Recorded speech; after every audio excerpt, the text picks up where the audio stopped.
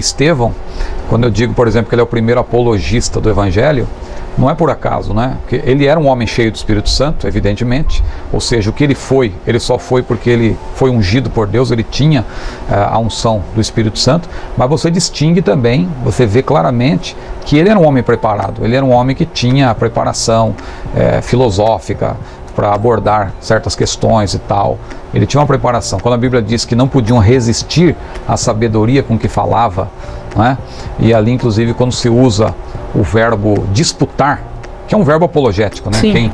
Quem hoje estuda apologética sabe que aquele verbo ali, no original, disputar, é no sentido de debater, perguntas e respostas, né?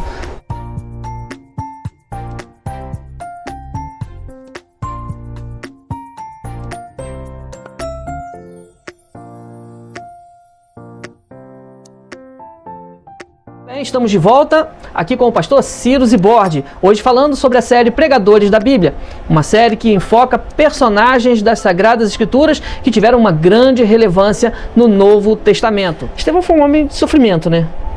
Sim, Estevão ele é considerado, ele é chamado proto-mártir, né? Ou o primeiro mártir da igreja, né? Mas ele não foi pioneiro apenas no que tange ao martírio. Além dele ter sido o primeiro mártir, ele foi também o primeiro diácono, porque daquela lista seleta de 7 diáconos, ali a Bíblia deixa claro que houve uma eleição. Então, se houve uma eleição ali, na verdade, eles estão postos, claro, a partir do que tinha, o que preenchia melhor aquelas qualificações que os apóstolos pediram, né? Que fossem, primeiro, tivessem boa reputação, fossem cheios do Espírito Santo e cheios de sabedoria. Então, Estevão ele encabeça aquela lista ali, né? Estevão, Filipe, Prócoro, Nicanor e tal, 7 ao todo. Então ele foi pioneiro no que tange a diaconia, né? Se bem que o termo diácono não aparece ali, é um termo que depois vai aparecer nas cartas de Paulo, mas, claro, os eruditos, a maioria dos eruditos concorda que o diaconato foi instituído ali, né? Então, tendo Estevão como o primeiro dos diáconos, também o primeiro apologista, né? E claro, o irmão abordou esse lado, esse aspecto aí do sofrimento, porque realmente ele, por causa da sua pregação, ele foi perseguido e acabou sendo apedrejado, né, sendo morto. Segundo alguns eruditos até, ele teria sido morto no mesmo lugar onde Jesus foi crucificado, né, porque ele foi levado para fora da cidade. E interessante as comparações também entre Estevão e Jesus, né? Se ele morreu, como tudo indica, no mesmo lugar, no Gólgota, né, onde Jesus foi crucificado, só que Estevão foi apedrejado, também ele pronunciou aquela palavra de perdão. Assim como Jesus disse: Pai, perdoa-lhes porque não sabem o que fazem, Estevão também disse: Pai, não lhes imputes esse pecado. A diferença é que Jesus perdoou e depois entregou o seu espírito. Disse: Pai, nas tuas mãos entrego o meu espírito. No caso de Estevão, aconteceu o inverso. Ele disse: Pai, entrego o meu espírito. E em seguida ele disse: não lhes imputes este pecado, né? Mas morreu de uma maneira similar traumática, ao seu Senhor. Trágica. Se bem que Jesus, só explicando, Jesus não foi um mártir, né? Jesus, é bom colocar isso, porque alguém pode pensar que ele foi simplesmente um mártir. Estevão foi um mártir porque ele acabou sendo morto por uma causa e tal. Jesus também, é bom que se diga isso, ele veio para morrer por nossos pecados, mas ele não foi morto prioritariamente porque quiseram matá-lo. Ele morreu porque ele veio, ele disse: eu dou a minha vida e tenho poder para tornar a tomá-la, e este mandamento eu recebi de meu Pai. Então ele morreu prioritariamente porque ele quis dar a sua vida. Exatamente, é isso que é belo na Bíblia, né? Que ele escolheu esse caminho, podia não ter feito, mas escolheu esse caminho, caminho de sofrimento, caminho de aparentemente derrota, mas ele fez por amor. Inclusive nesse livro de Estevão, o irmão falou de aparentemente derrota. O último capítulo deste livro, o título é Vencido, Vence, Vencedor, que é justamente uma comparação com a conquista da Grécia por Roma. Quando Roma conquistou a Grécia, né?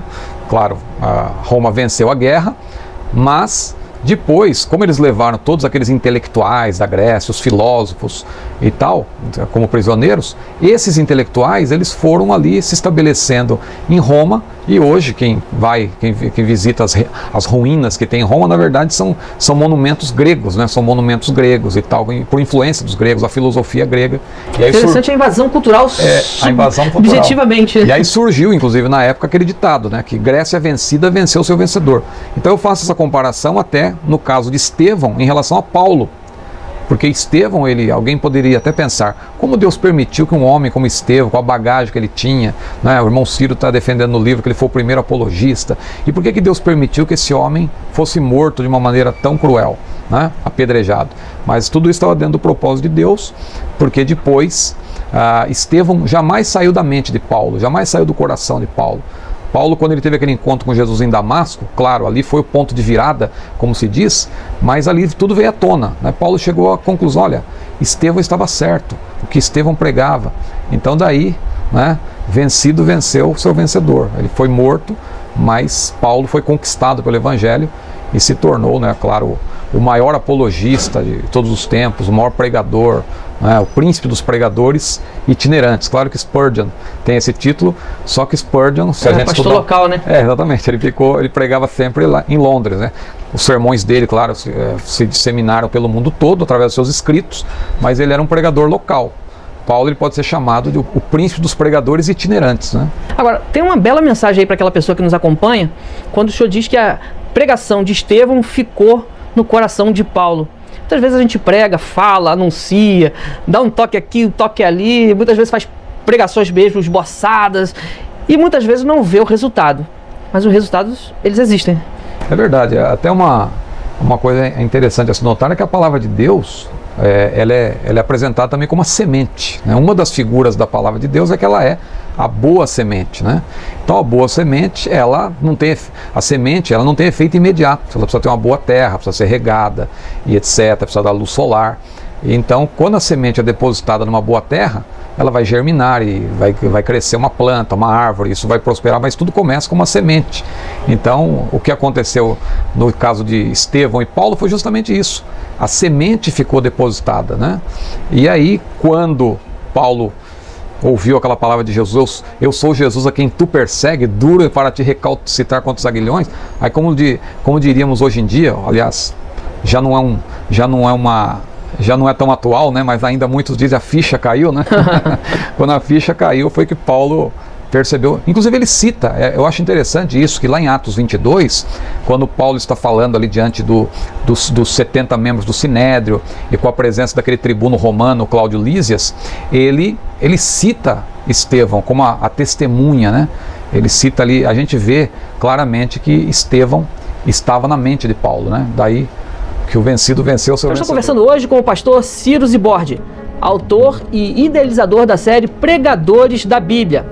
Dos 10 livros mais vendidos da CPAD, 3 são dessa série. Pastor Ciro, é uma honra ter o senhor aqui. A gente conversaria ainda por muito mais tempo, né? Mas o nosso tempo realmente é curto. Eu quero agradecer ao senhor por ter aceito o nosso convite e dizer que desejo que seja muito abençoado o seu trabalho, que alcance muitas vidas, que seja realmente uma semeadura que fique para a eternidade.